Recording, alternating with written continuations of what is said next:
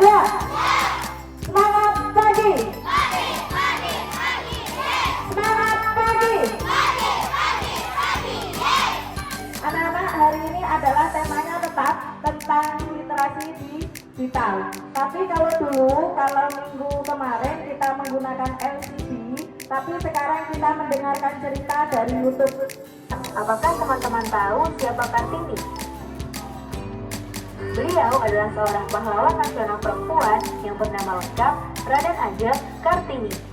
Itulah Ibu Kartini berjuang agar perempuan-perempuan Indonesia punya hak yang sama, terutama dalam belajar. Ya, berdiri. Memberi hormat kepada guru. Selamat pagi, Bu Guru. Duduk kembali.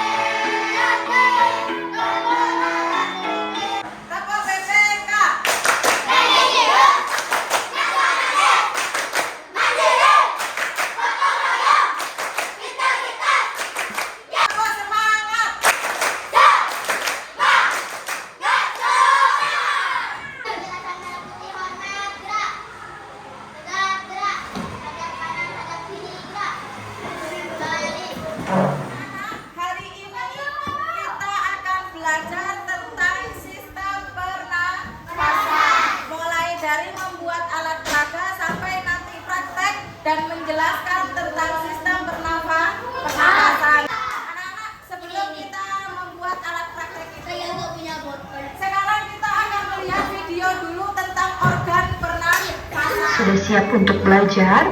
Tetap semangat belajar di rumah ya. Hari ini kita akan melanjutkan materi pada video sebelumnya, yaitu tentang organ pernapasan pada hewan. Materi hari ini yaitu tentang organ pernapasan pada manusia. Pada video sebelumnya kita telah mempelajari tentang organ pernapasan pada hewan. Nah, materi selanjutnya yaitu kita akan membahas tentang organ pernapasan pada manusia. Yang pertama yaitu ada bernapas. Apakah yang dimaksud dengan bernapas?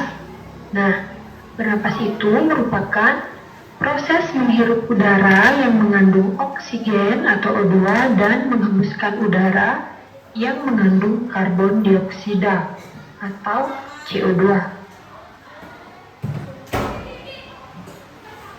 Berikut ini kita akan membahas tentang organ pernapasan pada manusia. Ini adalah gambar dari organ pernapasan pada manusia. Yang pertama, bagian ini disebut dengan rongga hidung. Fungsi dari rongga hidung yaitu menyaring udara yang masuk dan dibantu oleh rambut hidung serta selaput lendir. Bagian yang kedua disebut dengan faring. Faring berfungsi menyalurkan udara ke laring. Yang ketiga disebut dengan laring. Laring berfungsi menghubungkan faring ke trakea. Kemudian bagian ini disebut dengan trakea, berfungsi menyaring udara dengan bantuan rambut getar. Kemudian bagian ini disebut dengan bronkus. Bronkus berfungsi mengalirkan udara ke paru-paru. Bagian keenam disebut dengan alveolus. Fungsi dari alveolus yaitu sebagai tempat pertukaran oksigen dan karbon dioksida. Kemudian bagian ini disebut dengan paru-paru. Paru-paru merupakan organ utama pernapasan manusia. Nah, pada paru-paru ini terdapat selaput tipis yang melindungi paru-paru. Nah, selaput tipis itu disebut dengan selaput pleura. Menghirupnya apa, Nak? Menghirup udara. Yang dihirup apa? Oksigen. Oksigen. Kemudian setelah dihirup melalui mulut apa rongga hidup dari rongga Hidup. dihirup, kemudian masuk ke tenggorokan, kemudian ada faring, ada laring, kemudian ada trakea. Terus organ utama pernafasan kita apa tadi namanya? Paru. Nah, anak-anak, tadi organ pernafasan manusia itu yang utama adalah paru. Apakah semua kira-kira punya paru-paru? Ya.